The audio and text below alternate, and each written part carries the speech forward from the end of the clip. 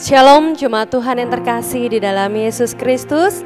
Selamat pagi dan salam sejahtera saya ucapkan kepada kita semua. Selamat bertemu kembali dalam ibadah kita pada pagi hari ini. Bapak Ibu jemaat Tuhan yang terkasih, saya mengajak kita semua mengambil waktu untuk mengucap syukur atas berkat dan pimpinan Tuhan. Sepekan kita boleh melaluinya bersama dengan Tuhan.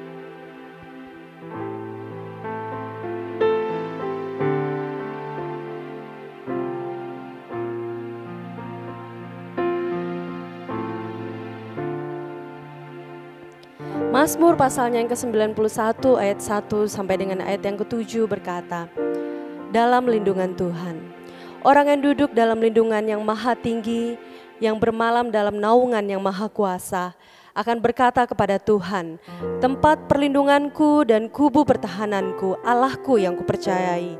Sungguh dialah yang akan melepaskan engkau dari jerat penangkap burung, dari penyakit sampar yang busuk, dengan kepaknya ia akan menaungi engkau. Di bawah sayapnya engkau akan berlindung, kesetiaannya ialah perisai dan pagar tembok. Engkau tak usah takut terhadap kedahsyatan alam, terhadap panah yang terbang di waktu siang, terhadap penyakit sampar yang berjalan di dalam gelap, terhadap penyakit menular yang mengamuk di waktu petang.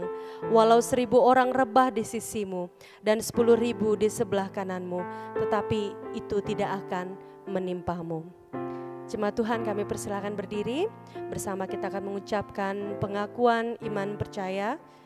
Bersama-sama kita katakan, aku percaya kepada Allah, Bapa yang Maha Kuasa, Pencipta langit dan bumi, dan kepada Yesus Kristus, Anaknya yang tunggal Tuhan kita, yang dikandung daripada Roh Kudus, lahir dari anak darah Maria, yang menderita di bawah pemerintahan Pontius Pilatus, disalibkan, mati dan dikuburkan, turun ke dalam kerajaan maut, pada hari yang ketiga, bangkit pula dari antara orang mati, naik ke sorga, duduk di sebelah kanan Allah, Bapa yang Maha Kuasa, dan akan datang dari sana untuk menghakimi orang yang hidup dan yang mati.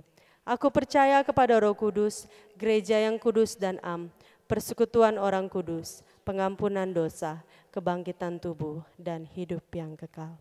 Amin. Sebagai manusia, rasa gelisah dan takut pasti kita rasakan. Apalagi dalam situasi saat ini, semakin khawatir yang kita rasakan dalam hidup kita. Tetapi Tuhan sudah menyatakan janjinya, jemaat Tuhan yang terkasih, bahwa Dialah tempat perlindungan yang kokoh bagi kita yang mengasihi Dia, bagi kita yang hidup taat dalam pimpinan Tuhan. Lewat lagu yang akan kita persembahkan kepada Tuhan, kita akan diingatkan kembali bahwa kehidupan badai boleh datang, namun kita tetap kuat karena Allah beserta kita, walau 1000 rebah.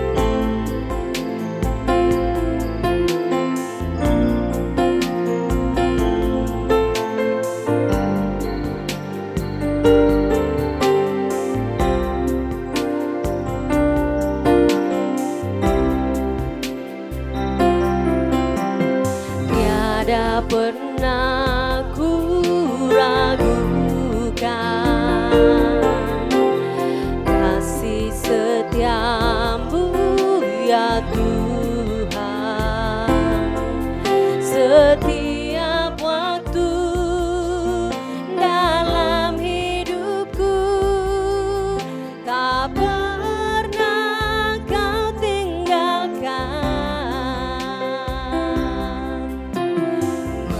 Langit tampak suram, awan gelap pun menghadap, hadapi badai, lewati gelombang, tak pernah kau tinggalkan. Di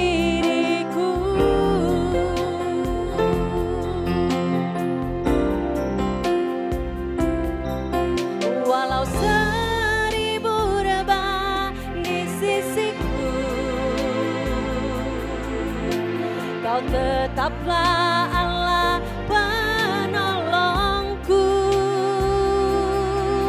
Walau 10.000 rebah di kananku, takkan ku goyang sebab Yesus sertaku.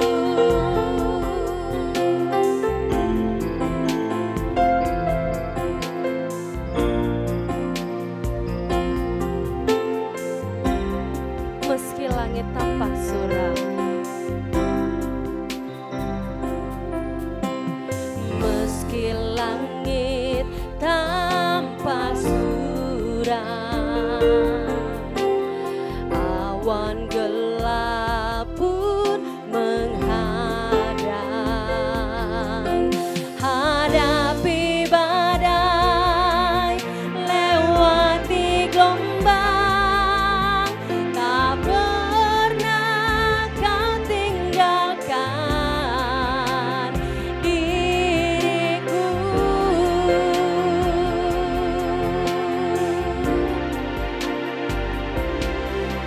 Walau 1000 rebah di sisiku,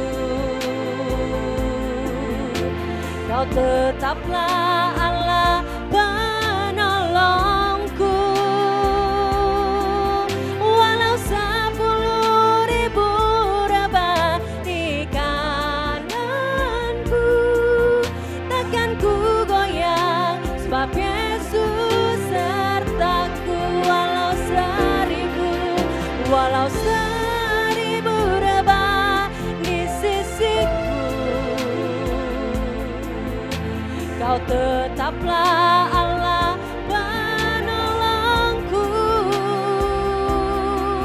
Walau 10.000 rebah di kananku, takkan ku goyang sebab Yesus sertaku.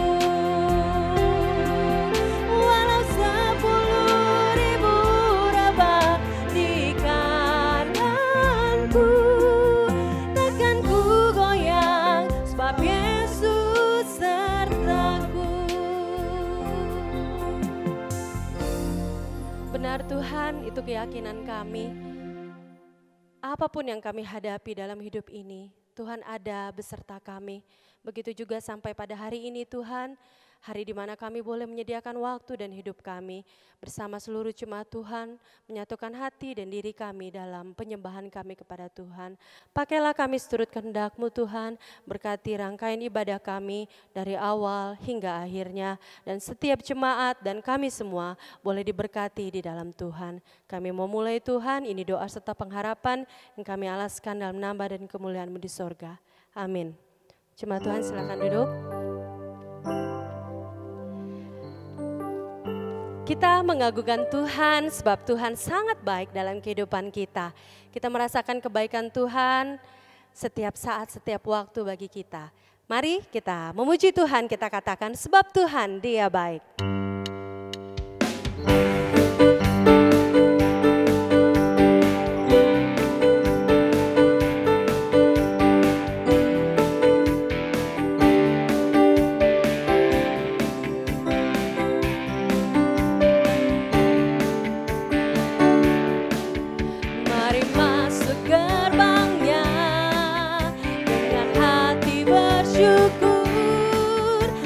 Lamanya dengan pujian, penuhi baitnya dengan nyanyian syukur, hadiratnya penuh sukacita. Kita katakan mari masuk gerbangnya dengan hati bersyukur. Lamanya dengan pujian, penuhi baitnya dengan nyanyian syukur, hadiratnya penuh sukacita. Sebab Tuhan Dia baik dan anugerah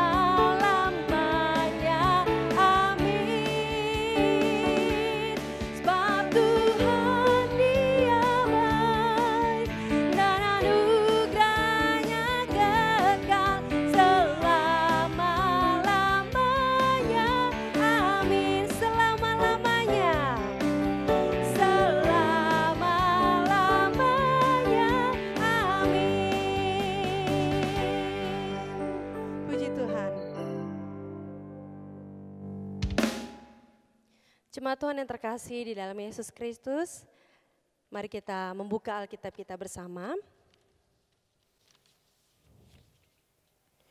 Dalam Kisah Para Rasul, pasalnya yang ke-8, ayatnya yang ke-26 sampai dengan ayatnya yang ke-40.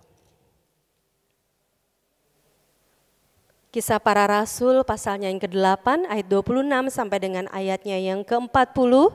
Kita akan membaca bersama-sama. Mari kita mulai dengan perikop di atas, sida-sida dari tanah Etiopia. Kemudian berkatalah seorang malaikat Tuhan kepada Filipus katanya, "Bangunlah dan berangkatlah ke sebelah selatan menurut jalan yang turun dari Yerusalem ke Gaza. Jalan itu jalan yang sunyi." Lalu berangkatlah Filipus, adalah seorang Etiopia, seorang sida-sida, pembesar dan kepala perbendaharaan Sri Kandake, ratu negeri Etiopia yang pergi ke Yerusalem untuk beribadah. Sekarang orang itu sedang dalam perjalanan pulang dan duduk dalam keretanya sambil membaca kitab Nabi Yesaya. Lalu kata Roh kepada Filipus, "Pergilah ke situ dan dekatilah kereta itu." Filipus segera ke situ dan mendengar sida-sida itu sedang membaca kitab Nabi Yesaya. Kata Filipus, "Mengertikah Tuan apa yang Tuan baca itu?" Jawabnya, "Bagaimanakah aku dapat mengerti kalau tidak ada yang membimbing aku?" Lalu ia meminta Filipus naik dan duduk di sampingnya. Nas yang dibacanya itu berbunyi seperti berikut. Seperti seekor domba ia dibawa ke pembantaian, dan seperti anak domba yang keluh di depan orang yang menggunting bulunya, demikianlah ia tidak membuka mulutnya. Dalam kehinaannya berlangsunglah hukumannya. Siapakah yang akan menceritakan asal-usulnya? Sebab nyawanya diambil dari bumi. Maka kata sida-sida itu kepada Filipus, "Aku bertanya kepadamu tentang siapakah Nabi berkata demikian, tentang dirinya sendiri atau tentang orang lain?" Maka mulailah Filipus berbicara dan bertolak dari nas itu. Ia memberitakan Injil Yesus kepadanya. Mereka melanjutkan perjalanan mereka dan tiba di suatu tempat yang ada air. Lalu kata sida-sida itu, "Lihat, di situ ada air. Apakah halangannya jika aku dibaptis?" Sahut Filipus, "Jika Tuhan percaya dengan segenap hati, boleh." Jawabnya, "Aku percaya bahwa Yesus Kristus adalah Anak Allah." Lalu orang Etiopia itu menyuruh memberhentikan kereta itu dan keduanya turun ke dalam air. Baik Filipus maupun sida-sida itu, dan Filipus membaptis dia. Dan setelah mereka keluar dari air, Roh Tuhan tiba-tiba melarikan dan setelah mereka keluar dari air, Roh Tuhan tiba-tiba melarikan Filipus dan sida-sida itu tidak melihatnya lagi. Ia meneruskan perjalanannya dengan sukacita, tetapi ternyata Filipus ada di Asdod. Ia berjalan melalui daerah itu dan memberitakan Injil di semua kota sampai ia tiba di Kaisarea. Jemaat Tuhan, kita akan kembali memanjatkan pujian kita, mengagungkan Dia. Kita membuka kemenangan iman nomor 300, Naungan Jiwaku.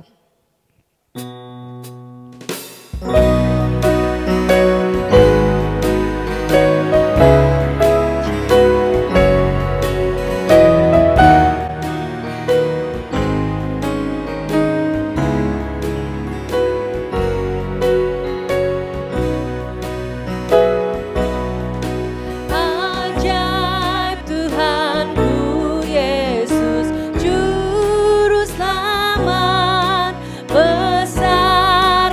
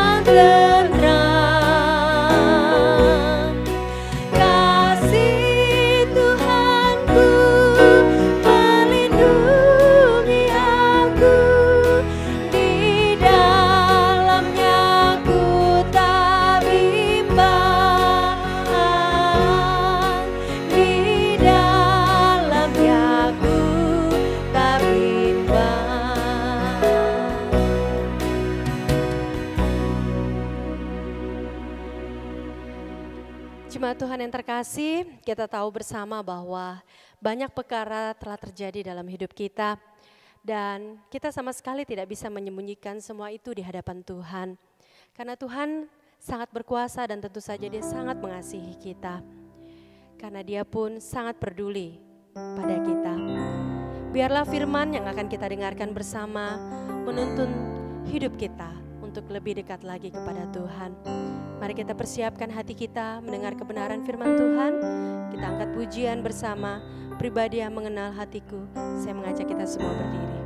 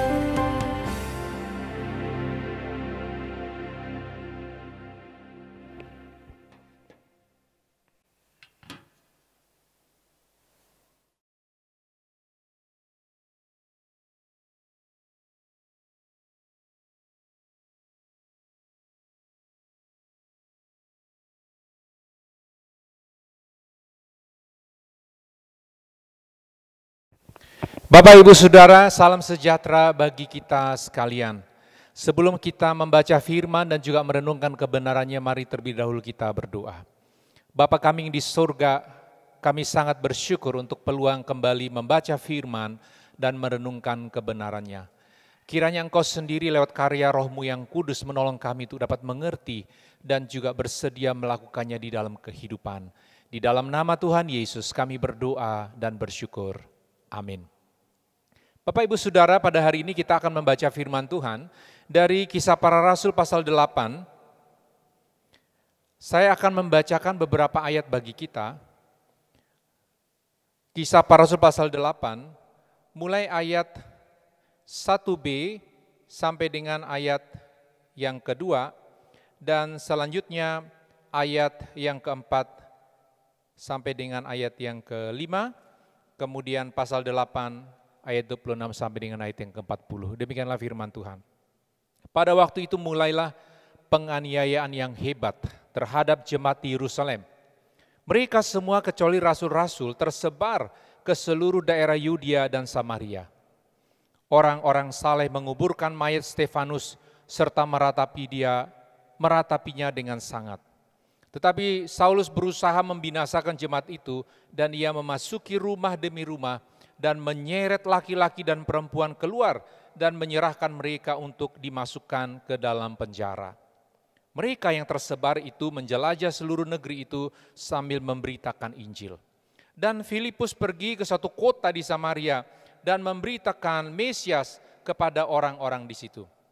Ketika orang banyak itu mendengar pemberitaan Filipus dan melihat tanda-tanda yang diadakannya, mereka semua dengan bulat hati menerima apa yang diberitakannya itu. Kemudian Kisah Para Rasul pasal 8 ayat yang ke-26. Kemudian berkatalah seorang malaikat Tuhan kepada Filipus, katanya, bangunlah dan berangkatlah ke sebelah selatan menurut jalan yang turun dari Yerusalem ke Gaza, jalan itu jalan yang sunyi. Bapak, Ibu, Saudara, tema kita pada hari ini adalah mentaati pimpinan Tuhan. Mentaati pimpinan Tuhan untuk menjadi saksi Kristus. Pada minggu yang lalu kita sudah mendengar firman tentang Petrus yang dibaharui oleh Roh Kudus sehingga ia menjadi saksi Kristus yang setia. Pada hari ini kita akan melihat kebenaran firman tentang menaati Tuhan untuk menjadi saksi Kristus dari kehidupan seorang pria bernama Filipus. Siapa Filipus ini? Yang pasti Bapak Ibu, Filipus dalam bagian ini, ia bukanlah salah seorang dari 12 murid Yesus. Tetapi Filipus di sini adalah salah seorang dari 7 diaken yang dipilih untuk mengurus kebutuhan hidup orang-orang miskin dan para janda. Kita tahu bahwa mereka yang ditunjuk untuk tugas ini, yaitu menjadi diaken, ternyata harus memiliki kualifikasi rohani yang tinggi. Padahal bagi kita, apalah gunanya sebuah standar yang sedemikian tinggi hanya untuk seseorang atau beberapa orang yang mengurus urusan pembagian bantuan untuk para janda dan orang miskin. Sebagaimana dalam Kisah Para Rasul pasal 6 dinyatakan demikian.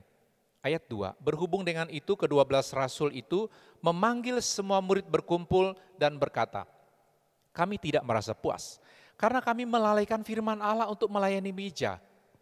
Karena itu saudara-saudara, pilihlah 7 orang dari antaramu yang terkenal baik dan penuh roh dan hikmat. Bayangkan Bapak Ibu ya persyaratannya, yang terkenal baik dan yang penuh roh dan hikmat. Supaya kami mengangkat mereka untuk tugas itu.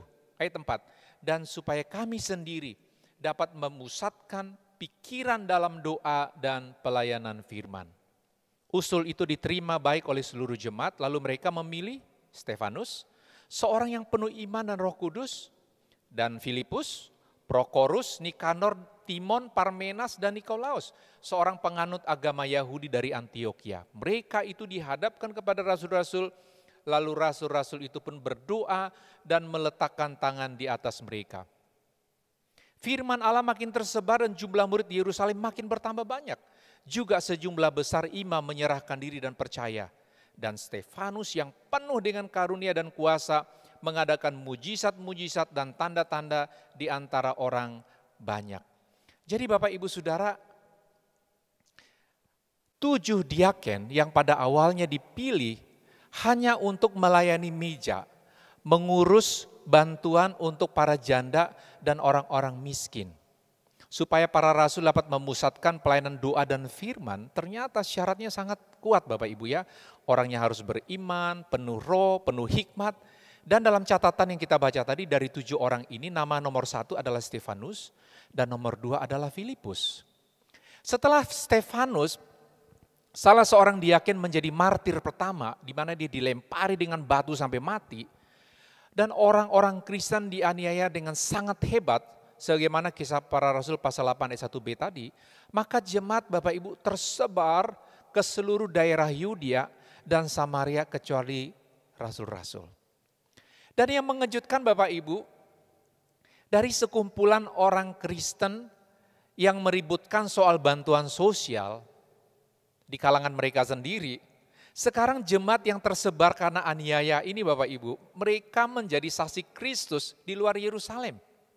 Ayat kisah para rasul pasal 8 ayat 4 tadi berkata, mereka yang tersebar itu menjelajah seluruh negeri itu sambil memberitakan Injil. Ini hebat sekali Bapak Ibu ya. Dalam kesulitan dan aniaya, ternyata Injil diberitakan Bapak Ibu. Jadi terkadang dalam penderitaan barulah kita bisa efektif untuk menjadi saksi Kristus. Dan kenyamanan yang seringkali membuat kita terus mengejar kenyamanan demi kenyamanan Bapak Ibu, ternyata tidak selalu efektif mendorong kita menjadi saksi.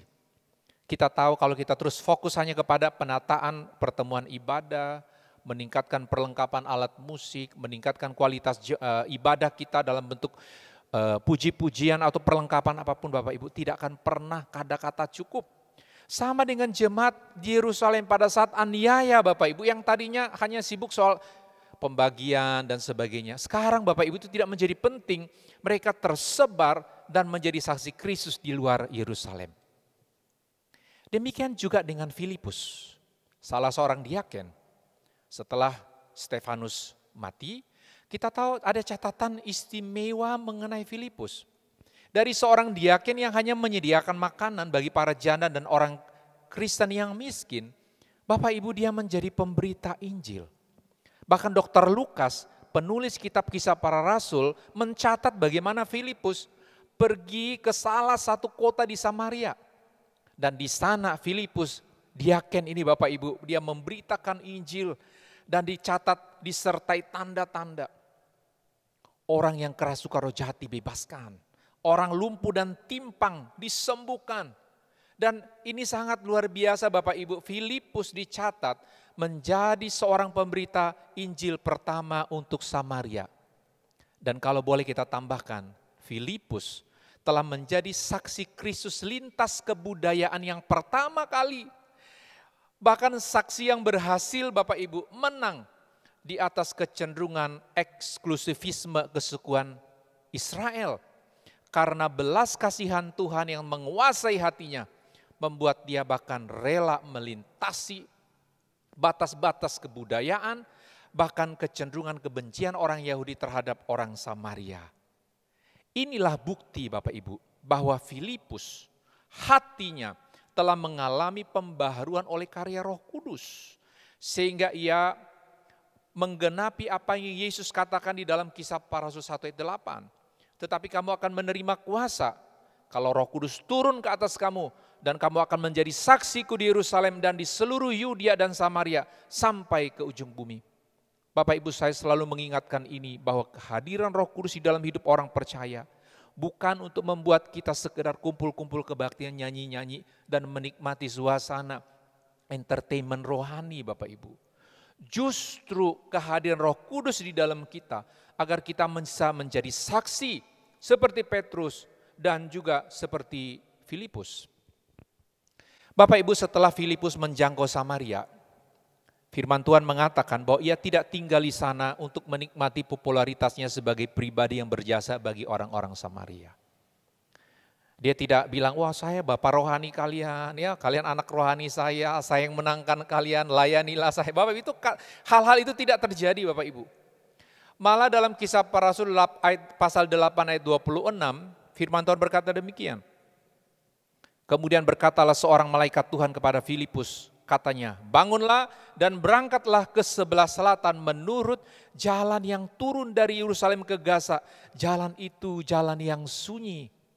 Bapak Ibu, waktu dia memenangkan Samaria, dia tidak berlama-lama di sana. Tuhan terus menyatakan petunjuknya, kehendaknya. Dan ia taat Bapak Ibu, ia mentaati pimpinan Tuhan. Tadi kita membaca bagaimana malaikat diutus kepada Filipus. Malaikat itu utusan datang kepada Filipus. Bangun, berangkat, pergi. Dan Bapak Ibu, jalan itu jalan yang sunyi. Dalam catatan lain disebut padang gurun. Jadi jalan antara Yerusalem dan ke Gaza itu Bapak Ibu, satu tempat yang sepi, padang gurun. Mungkin kalau kita berpikir dia diutus ke satu kota, di mana mungkin banyak populasi orang yang harus diinjili, mungkin kita bilang itu lebih efektif. Tetapi Bapak Ibu, sekali lagi firman Tuhan mencatat bahwa Filipus taat kepada pimpinan Tuhan untuk menjadi saksi bagi Kristus. Ternyata Bapak Ibu, ia diutus ke tempat yang sunyi itu, satu perlintasan perjalanan kepada seorang sida-sida Ethiopia. Di dalam pasal 8 ayat yang ke-27 firman Tuhan berkata, lalu berangkatlah Filipus, adalah seorang Ethiopia, seorang sida-sida, pembesar dari kepala perbendaharaan Sri Kandake, ratu negeri Ethiopia yang pergi ke Yerusalem untuk beribadah. Bayangkan Bapak Ibu ya, jika kita disuruh bersaksi kepada seseorang yang dalam pandangan kita mungkin berpenampilan aneh. Bahkan dari suku yang kita kesannya jelek, kita nggak senang, ada pengalaman buruk, masalah suku. Ya. Atau orang yang mungkin masuk dalam kategori kita, orang-orang yang sulit untuk dikasihi. Namun kita melihat Filipus, waktu ia diperintahkan oleh Tuhan lewat malaikat Tuhan, dia pergi Bapak Ibu. Dan waktu dia menanti di sana Tuhan mau apa dalam hidupnya, ternyata ada seorang sida-sida yang dicatat di sini. Seorang sida-sida pembesar kepala perbandaran Sri Kandake Ratu negeri Ethiopia. Bapak Ibu, sida-sida ini kita tahu adalah seorang laki-laki yang dikebiri oleh karena penugasannya dia tinggal di istana dan dalam catatan ini dia adalah mengurus bidang perbandaran keuangan. Atau dalam bahasa lain sering orang sebut orang kasim. Jadi dia laki-laki, ya betul. Dia seorang pembesar, ya benar. Tetapi dia dikebiri. Dalam kondisi seperti ini kita melihat bahwa ternyata seorang sida-sida ini, seorang pembesar dari Ethiopia ini, dia baru pulang dari Yerusalem untuk beribadah. Bapak Ibu kita tahu ini adalah orang-orang yang kita tahu yang disebut proselit. Bukan orang Yahudi, bukan orang Israel, tetapi karena mendengar bahwa orang Israel menyembah Allah yang benar, maka mereka juga menggabungkan diri menjadi seorang proselit. Firman Tuhan mencatat dalam ayat yang ke-28, sekarang orang itu sedang dalam perjalanan pulang dan duduk dalam keretanya sambil membaca Nabi Yesaya, kitab Nabi Yesaya. Lalu kata Roh kepada Filipus, pergilah ke situ dan dekati kereta itu. Bapak Ibu, dalam Kisah Para Rasul kita sering menemukan bagaimana Roh Kudus menyampaikan sesuatu secara langsung kepada para rasul dalam mereka memberitakan Injil. Sebagai contoh dalam Kisah Para Rasul 13 ayat 1 dan 4, di sana Bapak Ibu kita melihat bagaimana dikatakan Roh Kudus berbicara dan memberi penyataan yang jelas tentang kehendak Tuhan agar Barnabas dan Saulus diutus. Ya. Bapak Ibu Saudara, dalam hal ini kita melihat bahwa ketaatan kepada petunjuk Tuhan sangat menentukan di dalam cara kita untuk menjadi saksi yang efektif atau tidak bagi Kristus. Dan disinilah Filipus menunjukkan kepada kita bahwa ia mendengar perintah Tuhan dan ia taat melakukannya. Di dalam ayat selanjutnya dikatakan Bapak Ibu, pada waktu Filipus mendekati kereta itu, dia mendengar bahwa sida-sida itu sedang membaca kitab Nabi Yesaya. Ini pasti Bapak Ibu dalam sebuah gulungan kitab. Dan hanya orang-orang yang memiliki kemampuan ekonomi yang bagus Bapak Ibu bisa membeli salinan seperti gulungan kitab Yesaya seperti ini. Jadi dia membaca dengan bersuara. Lalu ayat yang ke-30, Filipus berkata, mengertikah Tuhan apa yang Tuhan baca itu? Jadi bayangkan sementara kereta sedang berjalan, Filipus mendengar sida-sida itu membaca kitab Nabi Yesaya. Dia bertanya, apakah Tuhan mengerti yang Tuhan baca itu? Dan sida-sida itu Bapak Ibu di dalam catatan ini menjawab, bagaimana aku dapat mengerti kalau tidak ada yang membimbing aku? Lalu ia meminta Filipus naik dan duduk di sampingnya. Di sini kita melihat bahwa Filipus tidak langsung berkhotbah. Filipus bertanya, apakah Tuhan mengerti yang Tuhan baca? Bapak Ibu, kita tidak selalu harus menyampaikan kebenaran seperti melempar mutiara kepada babi. Kita harus tahu bahwa ketika Tuhan menuntun kita untuk menjadi saksi, mungkin sebuah pertanyaan, mungkin sebuah permintaan permohonan bantuan, atau menawarkan untuk mendoakan. Itu jauh lebih tepat ketimbang kita menyuarakan sesuatu yang belum waktunya untuk kita katakan. Ayat 35, maka mulailah Filipus berbicara dan bertolak dari nas itu, ia memberitakan Injil Yesus kepadanya. Jadi sementara mereka di dalam kereta kuda ini, Filipus memberitakan Injil dari teks yang dibaca oleh sida-sida itu. Dan luar biasa Bapak Ibu, pada saat dikatakan dalam ayat 36, mereka melanjutkan perjalanan mereka dan tiba di satu tempat yang ada air. Lalu kata sida-sida itu, lihat di situ ada air. Apakah halangannya jika aku dibaptis? Saud Filipus, jika Tuhan percaya dengan segenap hati, boleh. Jawabnya, aku percaya bahwa Yesus Kristus adalah anak Allah. Wah, luar biasa Bapak Ibu, semua airnya sida-sida itu dikatakan. Lalu orang Ethiopia itu menyuruh menghentikan kereta itu. Dan keduanya turun ke dalam air, baik Filipus maupun sida-sida itu, dan Filipus membaptis dia. Dan ayat 39, dan setelah mereka keluar dari air, Roh Tuhan tiba-tiba melarikan Filipus, dan sida-sida itu tidak melihatnya lagi. Ia meneruskan perjalanannya dengan sukacita, ayat 40. Tetapi ternyata Filipus ada di Asdod. Ia berjalan melalui daerah itu dan memberitakan Injil di semua kota sampai ia tiba di Kaisaria. Bapak Ibu, dari kisah Filipus ini kita menemukan bagaimana Tuhan menyatakan kehendaknya dengan sangat jelas kepada Filipus. Malaikat Tuhan diutus, Roh Kudus berbicara secara langsung. Dan yang menarik di sini Bapak Ibu, bukan soal datangnya malaikat, bukan soal suara Roh Kudus, tetapi Filipus waktu mendengar perintah Allah, maka ia taat melakukan bagiannya. Bagaimana dengan kita Bapak Ibu? Mungkin ada yang mengatakan, kalau Tuhan memimpin dengan cara demikian, saya juga pasti taat seperti Filipus. Sesungguhnya Bapak Ibu, mendengar suara Tuhan, mendapat petunjuk Tuhan, dan atau menghafal ayat Alkitab, mendengar banyak khotbah, tahu kebenaran-kebenaran Bapak Ibu, belum merupakan jaminan bahwa seseorang pasti mentaati pimpinan Tuhan. Bapak Ibu pasti ingat tentang kisah Saul raja pertama di Israel. Dalam 1 Samuel pasal 15, pada saat Samuel menegurnya karena tidak mentaati firman Tuhan, dia berkata demikian Bapak Ibu. Waktu Samuel menegur dia, mengapa engkau tidak mendengarkan suara Tuhan? Apa yang terjadi? Saul bukannya bertobat, malah dia berdalih dengan mengatakan dalam ayat 20, aku memang mendengar suara Tuhan dan mengikuti jalan yang telah disuruh Tuhan kepadaku. Dan aku membawa Agag raja orang Amalek, tetapi orang Amalek itu sendiri telah kutumpas. Tetapi rakyat mengambil dari jarahan itu kambing domba dan lembu-lembu yang terbaik dari yang dikhususkan untuk ditumpas, untuk mempersembahkan korban kepada Tuhan Allahmu.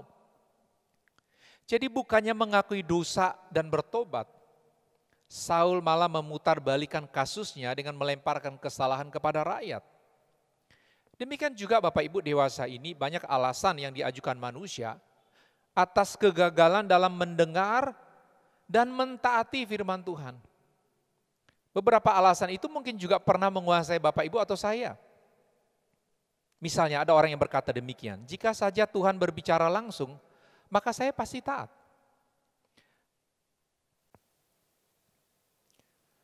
Namun kenyataannya Bapak Ibu, Entahkah lewat suara dari langit atau lewat mulut para nabi, sesungguhnya harapan-harapan seperti ini tidak selalu menghasilkan ketaatan kepada pimpinan Tuhan.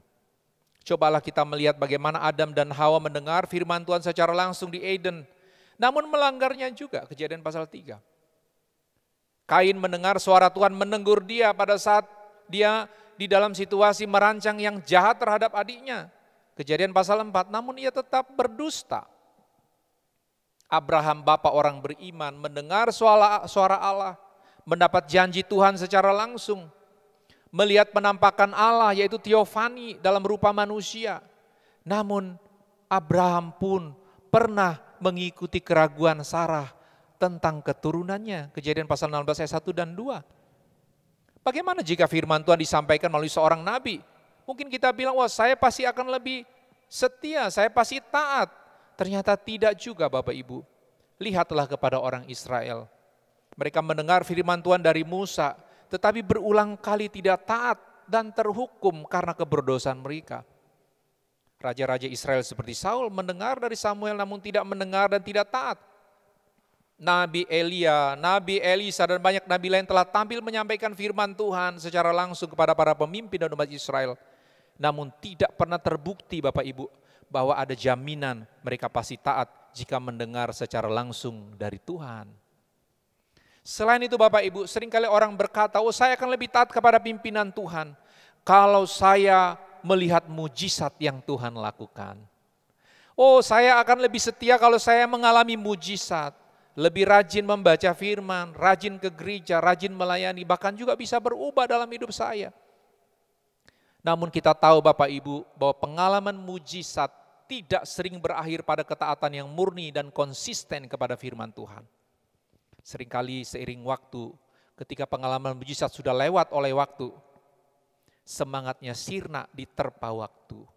Dalam Alkitab maupun dalam kehidupan Kristen dewasa ini Bapak Ibu, pengalaman mujizat hanyalah salah satu bagian dari unsur-unsur yang melengkapi dan menjadi pendorong awal, tetapi tidak selalu dan tidak sering Bapak Ibu menjadi dasar utama kehidupan dan panggilan Kristen. Kita percaya Tuhan yang sama mendengar doa kita. Orang yang sakit masih dapat sembuh di dalam doa. Mereka yang bermasalah dalam doa, mendengar firman dan nasihat-nasihat masalah bisa selesai. Situasi ekonomi yang berat bisa terjadi pemulihan. Tetapi tidak selalu mujizat dan pengalaman ajaib menjadi dasar hidup kita di dalam kehidupan Kristen.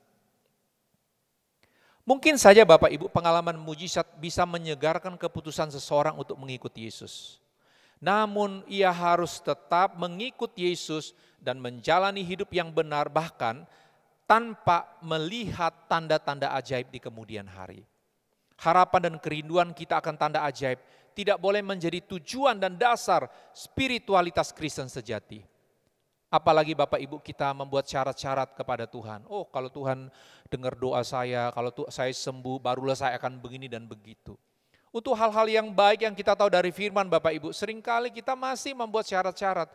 Kalau Tuhan engkau dengar doaku, engkau bikin mujizat, baru saya taat. Bapak Ibu sekali lagi, hidup Kristen seharusnya tidak demikian.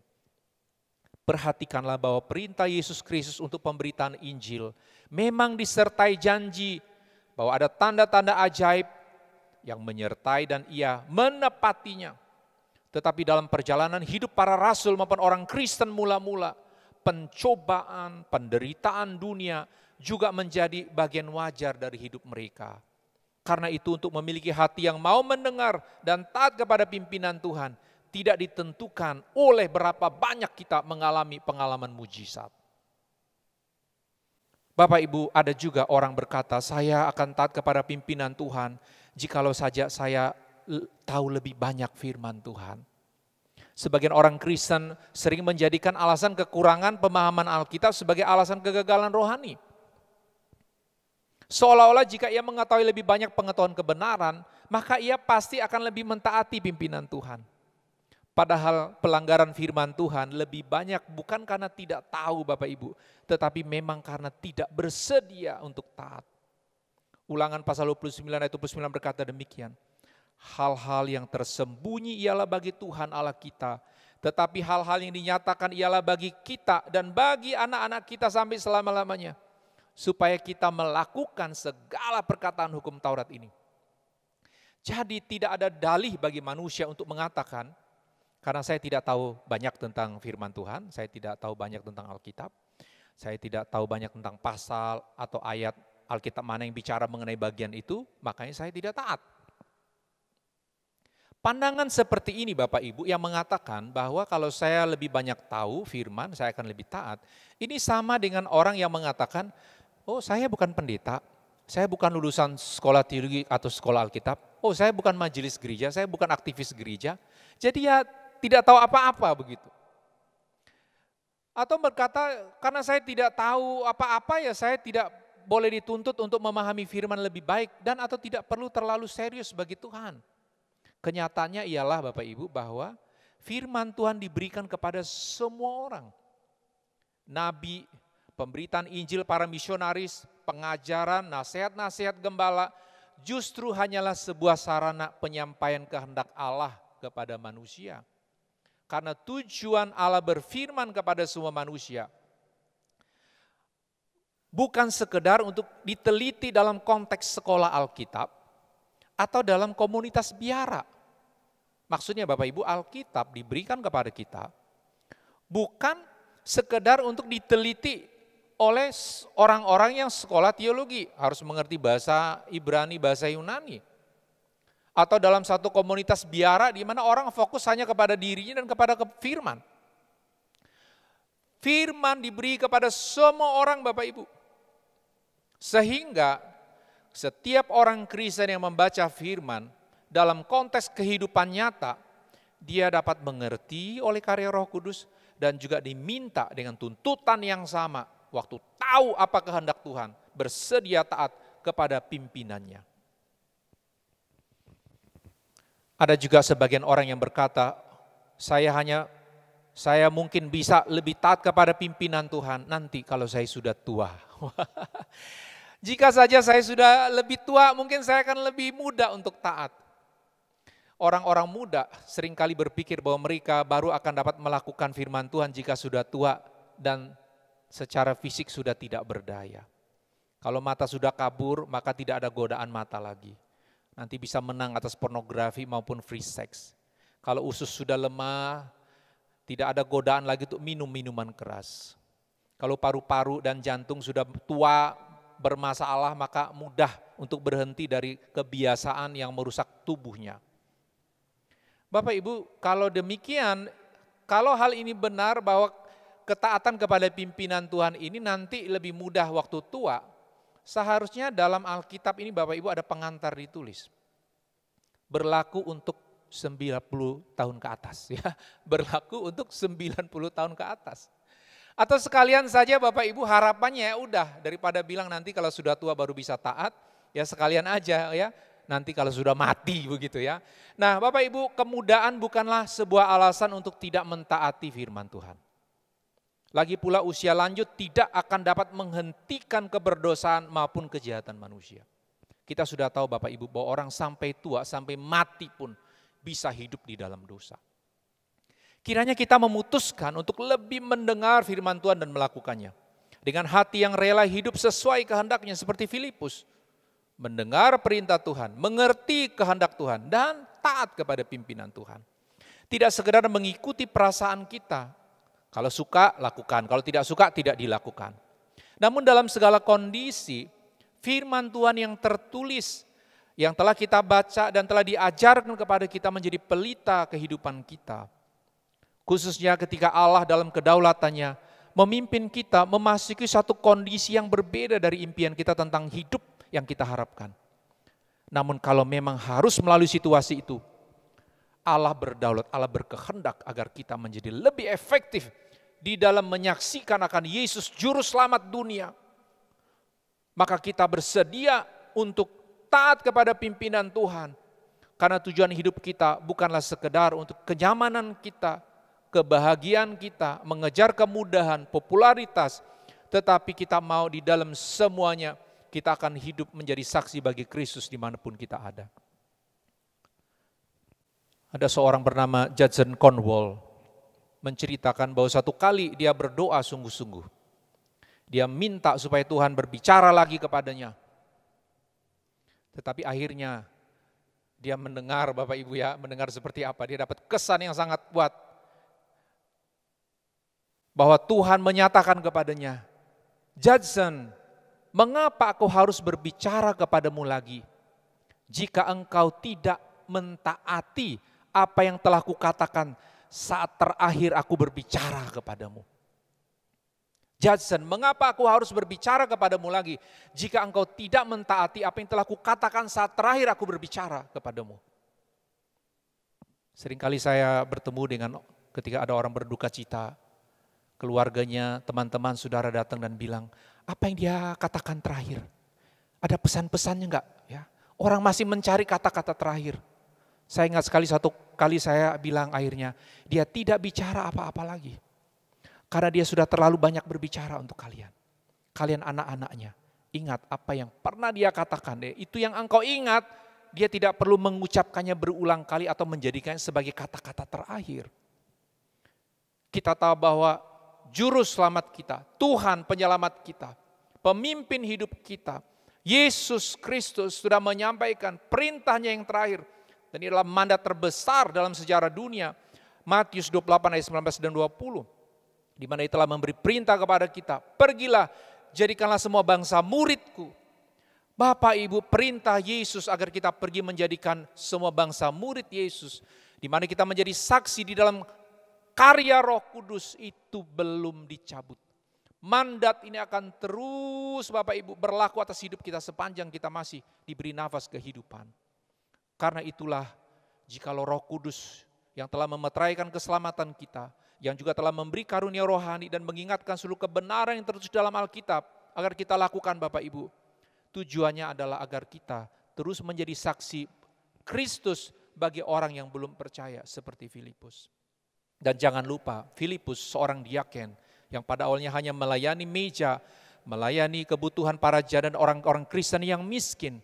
Tetapi Tuhan membawa dia melampaui batas-batas tugasnya. Dia menjangkau Samaria, memenangkan sida-sida Ethiopia. Dan kita tahu dia adalah pemberita atau menjadi seorang saksi Kristus lintas kebudayaan yang pertama menjangkau Samaria. Mungkin engkau berkata, saya bukan seorang lulusan sekolah teologi. Saya tidak pernah belajar kurs untuk menyampaikan berita Injil, walaupun itu penting Bapak Ibu.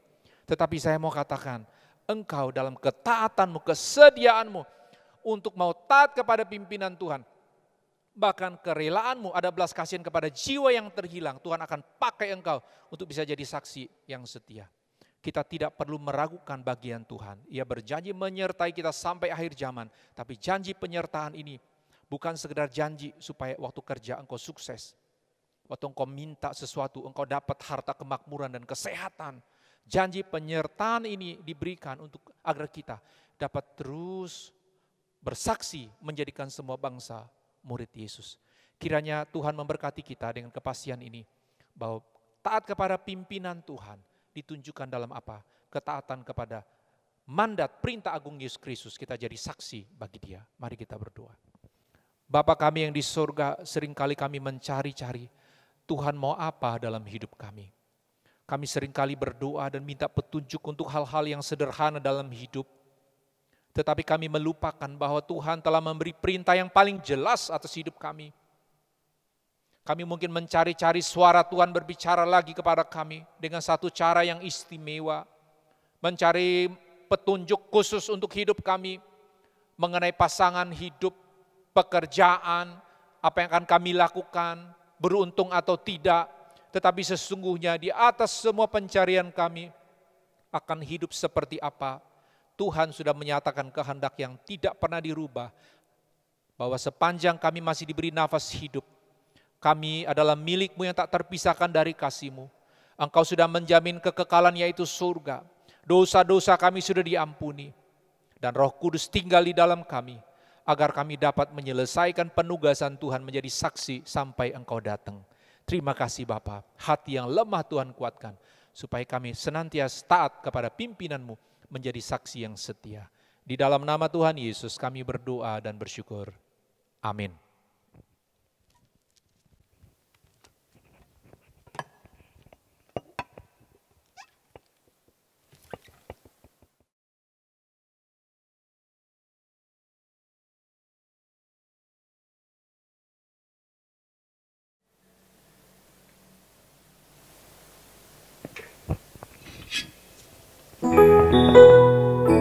Berkatilah kita yang mendengarkan firman Tuhan dan yang melakukannya dalam kehidupan kita sehari-hari.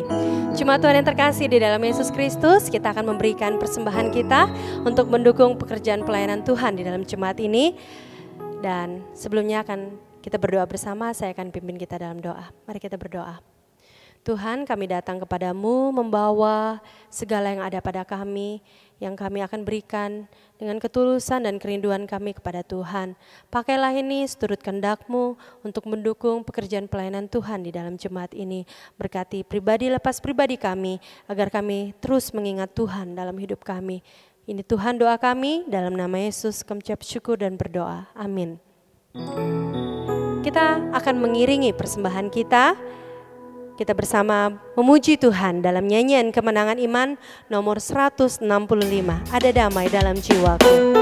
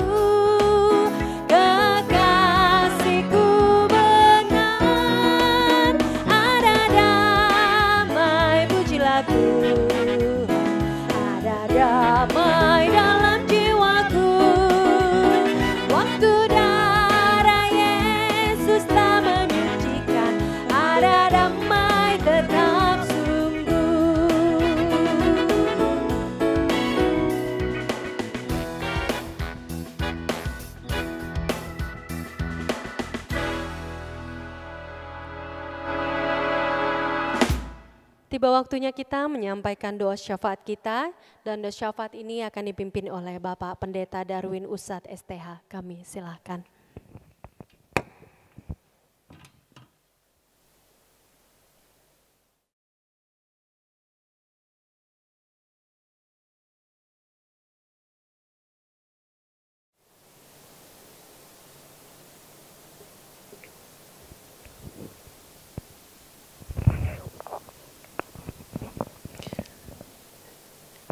Shalom, Bapak Ibu, Saudara-saudara, jemaat Tuhan yang kekasih di dalam Yesus Kristus.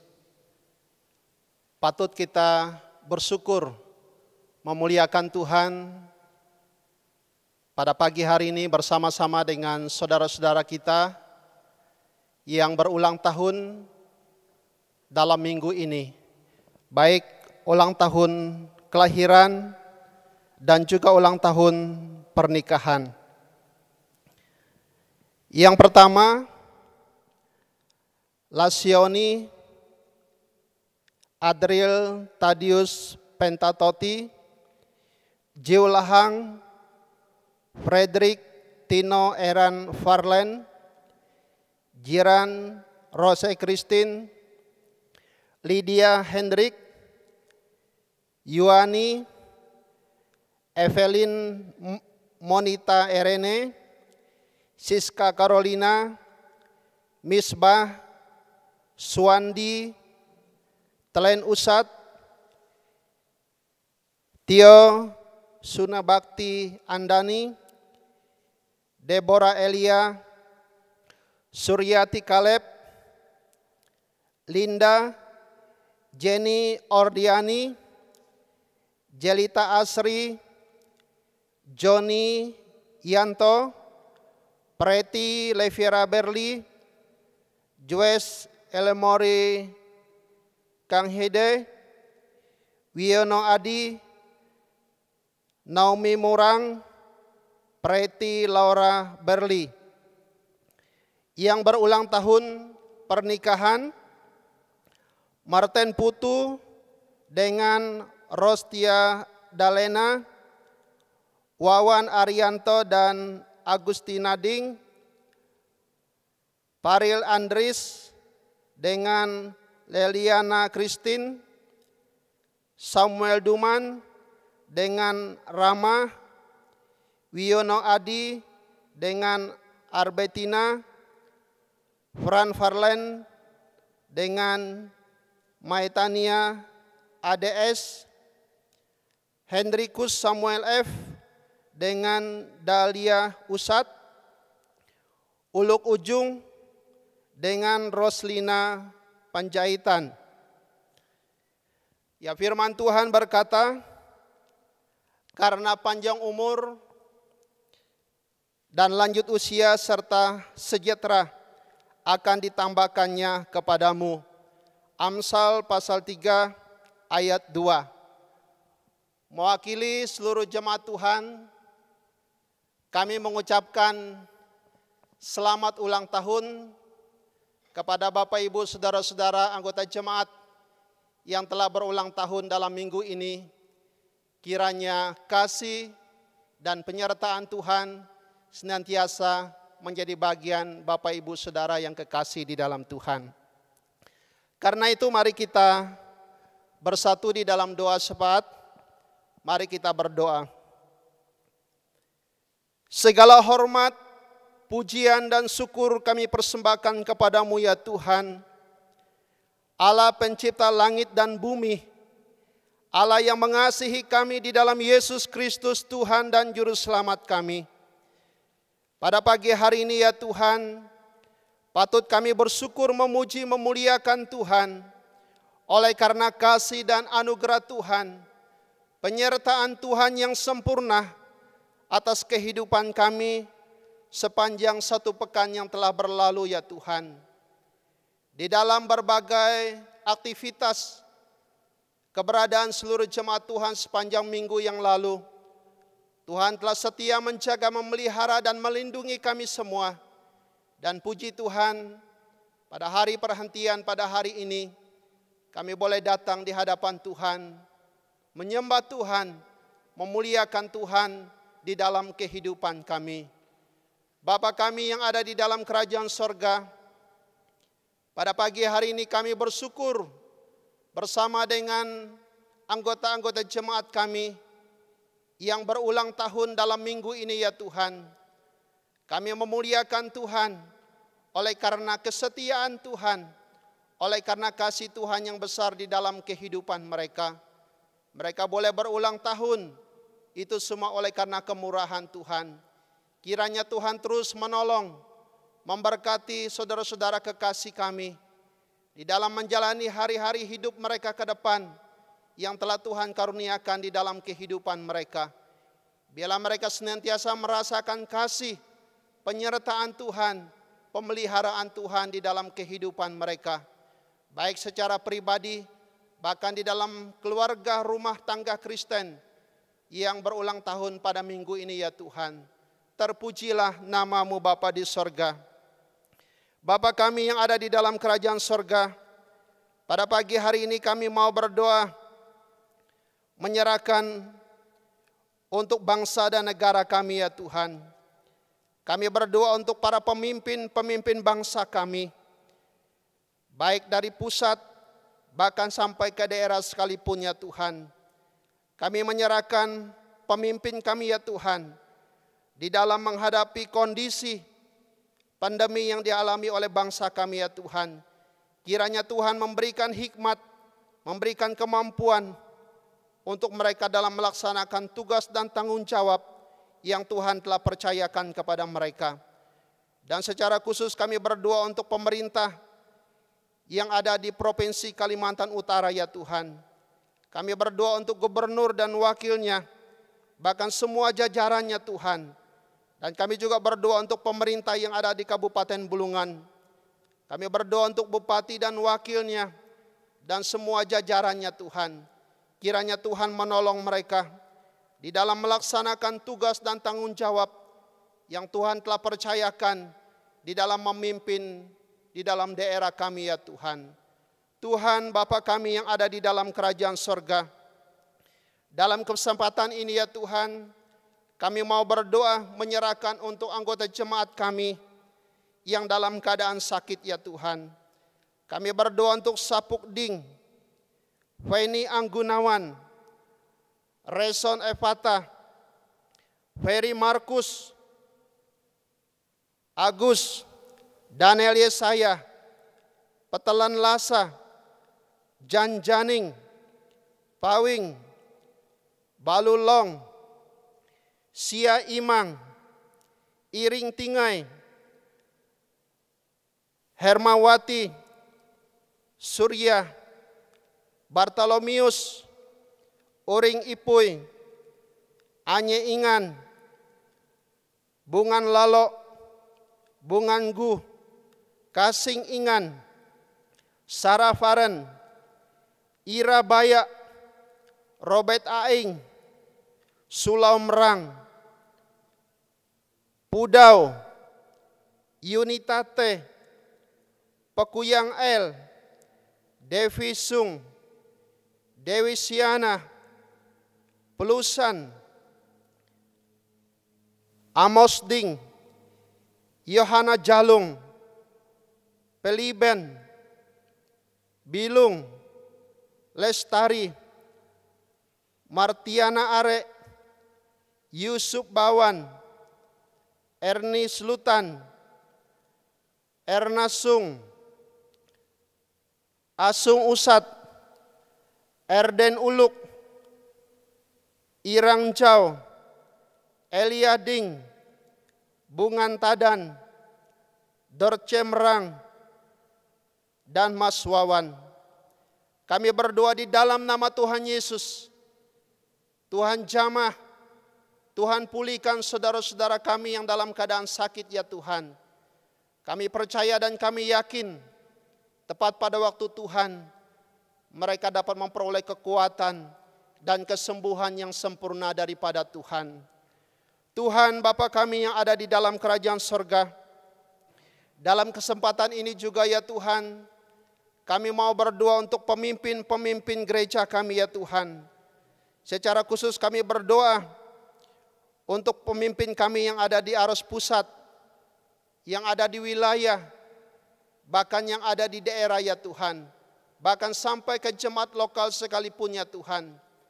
Kami menyerahkan hamba-hamba Tuhan yang sudah Tuhan panggil, yang sudah Tuhan pilih untuk memimpin gereja kami ya Tuhan.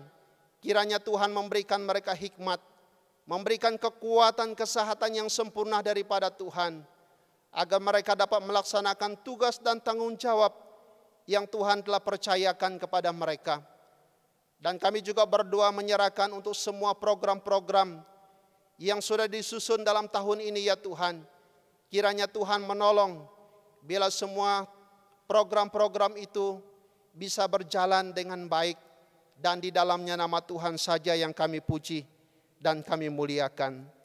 Bapa kami yang ada di dalam kerajaan surga, dalam kesempatan ini juga ya Tuhan, kami mau berdoa menyerahkan untuk pelayanan penginjilan yang ada. Kami berdoa untuk semua program-program penginjilan, baik yang ada di departemen yang ada di pusat, bahkan biro penginjilan yang ada di tingkat wilayah, bahkan komisi penginjilan yang ada di daerah, bahkan seksi penginjilan yang ada di jemaat-jemaat lokal. Dan kami berdoa untuk semua sarana prasarana yang dipakai di dalam memberitakan kebenaran firman Tuhan, di dalam memberitakan Injil. Kiranya Tuhan memakai semua itu untuk menjadi alat yang berguna untuk memberitakan kebenaran firman Tuhan, untuk memberitakan Injil ke seluruh dunia ya Tuhan. Dan kami percaya ada banyak orang yang telah mendengar firman Tuhan, mendengar Injil itu ya Tuhan. Dan kiranya Roh Kudus Tuhan bekerja di dalam hati mereka, dan mereka boleh menerima Engkau sebagai Tuhan dan Juru Selamat mereka ya Tuhan. Terima kasih Bapa yang ada di dalam kerajaan sorga. Dalam kesempatan ini ya Tuhan, Kami mau berdoa menyerahkan untuk pelayanan pekerjaan Tuhan yang ada di dalam Gereja Kemah Injil Indonesia, yang ada di Jemaat Tanjung Selor ya Tuhan. Kami berdoa untuk hamba-hamba Tuhan yang Tuhan telah percayakan melayani di dalam jemaat kami di tempat ini. Baik Bapak Gembala beserta dengan semua asisten yang ada ya Tuhan. Kiranya Tuhan menolong mereka dalam melaksanakan tugas dan tanggung jawab yang mulia yang Tuhan telah percayakan di dalam mengembalakan dan membina umat Tuhan yang ada di dalam jemaat kami di tempat ini. Dan kami juga berdoa untuk semua badan pengurus jemaat, program-program yang sudah mereka susun dalam tahun ini ya Tuhan. Dan kiranya Tuhan turut campur tangan bila semuanya boleh berjalan dengan baik. Dan di dalamnya nama Tuhan saja yang kami puji dan kami muliakan. Bapa kami yang ada di dalam kerajaan sorga, dalam kesempatan ini ya Tuhan, kami mau berdoa untuk program pembangunan yang ada di dalam jemaat kami di tempat ini ya Tuhan. Kami berdoa menyerahkan untuk pembangunan gedung gereja yang ada di Jalan Sengkawit ya Tuhan. Kami menyerahkan panitia pembangunan dan tukang yang mengerjakan bangunan ini. Kiranya Tuhan memberikan kekuatan, memberikan kemampuan bagi mereka untuk melaksanakan tanggung jawab yang telah dipercayakan kepada mereka ya Tuhan. Dan kami juga berdoa menyerahkan untuk program yang lain. Kiranya Tuhan turut campur tangan, bahkan pengadaan lahan yang dilakukan oleh jemaat Tuhan di tempat ini. Dana yang diperlukan kiranya Tuhan memberkati, mencukupkan, sehingga tepat pada waktunya penyelesaian ini pun boleh kami selesaikan dengan baik. Dan di dalamnya kami memuliakan Tuhan. Terima kasih Bapa yang ada di dalam kerajaan sorga. Kami kembali menyerahkan seluruh anggota jemaat Tuhan ke dalam tangan Tuhan. Sepanjang 1 minggu ke depan, kami akan kembali ke dalam kehidupan keseharian kami. Di dalam tugas dan tanggung jawab kami masing-masing. Kiranya Tuhan menolong seluruh anggota jemaat Tuhan. Baik itu dari anak-anak kecil, bahkan sampai mereka yang sudah lanjut usia. Kami percaya bahwa Tuhan setia menjaga memelihara kami.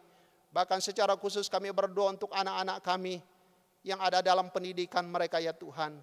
Walaupun mereka belajar dari rumah, kami percaya bahwa Tuhan tetap menjaga memelihara mereka. Dan tepat pada waktunya mereka juga akan kembali ke sekolah pada hari-hari yang akan datang ya Tuhan. Terima kasih Bapa di sorga, terpujilah nama Tuhan. Kami yakin dan kami percaya bahwa doa syafaat yang kami telah sampaikan kepada Tuhan pada pagi hari ini, Tuhan telah mendengarkan doa kami. Dan kami yakin dan kami percaya tepat pada waktunya Tuhan akan menjawab doa kami. Inilah doa syafaat yang kami sampaikan kepada Tuhan pada pagi hari ini. Yang semuanya kami persembahkan hanya di dalam nama Tuhan kami Yesus Kristus, Tuhan dan Juru Selamat kami yang hidup. Amin.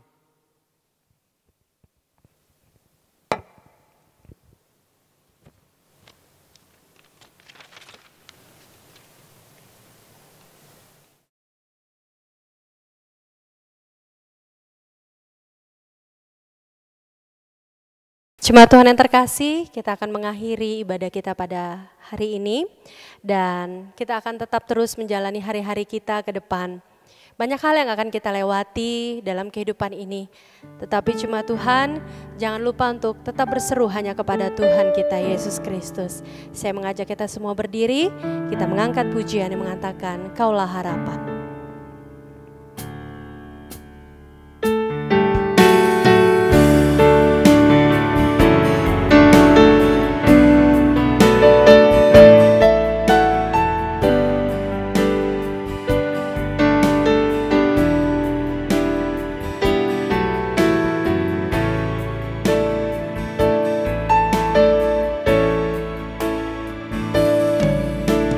Bukan dengan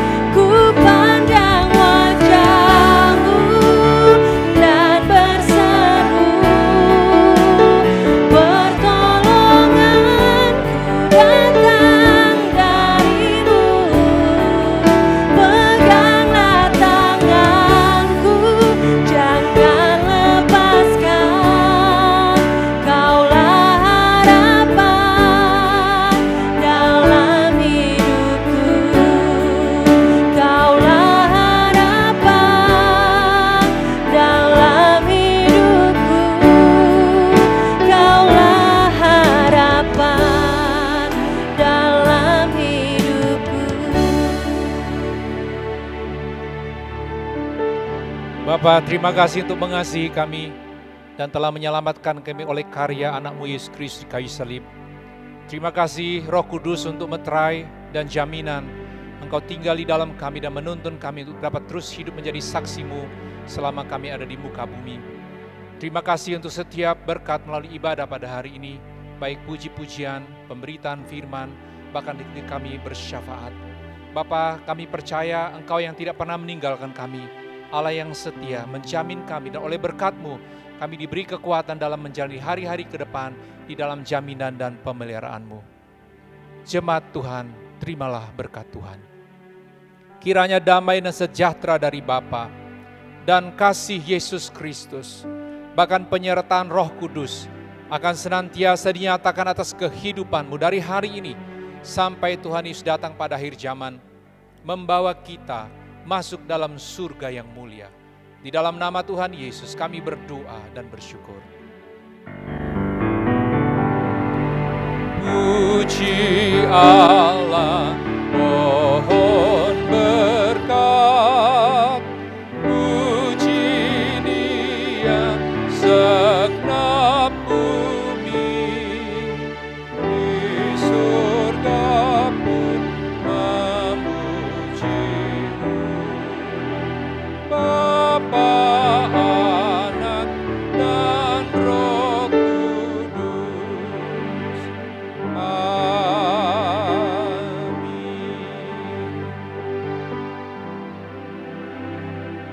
Kita mengambil saat teduh.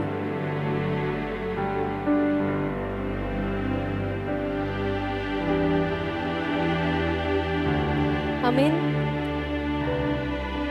Ibadah kita sudah selesai. Selamat hari Minggu kami sampaikan kepada seluruh jemaat Tuhan. Tuhan Yesus memberkati.